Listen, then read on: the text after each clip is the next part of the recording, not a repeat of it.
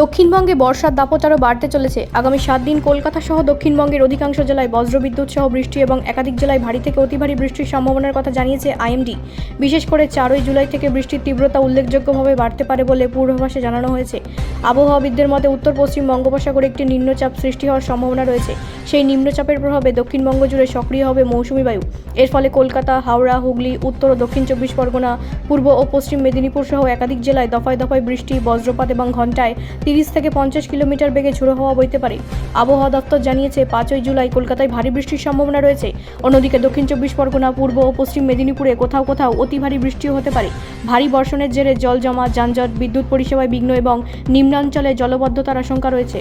প্রশাসনের পক্ষ থেকে নাগরিকদের অপ্রয়োজনীয় বাইরে না বেরোনোর পরামর্শ দেওয়া হয়েছে। বজ্রপাতের সময় খোলা মাঠ, জলাশয় বা বড় গাছের নিচে আশ্রয় না নেওয়ার আবেদন জানানো হয়েছে।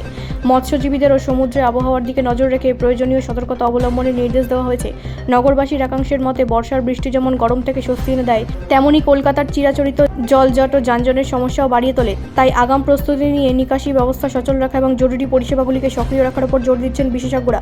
আবহাওয়াবিদদের মতে আগামী সপ্তাহ জুড়ে দক্ষিণবঙ্গে বর্ষার সক্রিয়তা বজায় থাকবে। ফলে সাধারণ মানুষকে আবহাওয়া দফতরের নিয়মিত বুলেটিন অনুসরণ করে প্রয়োজনীয় সতর্কতা মেনে চলার পরামর্শ দেওয়া হয়েছে। ব্যুরো রিপোর্ট, রাষ্ট্রীয় প্রসার বাংলা।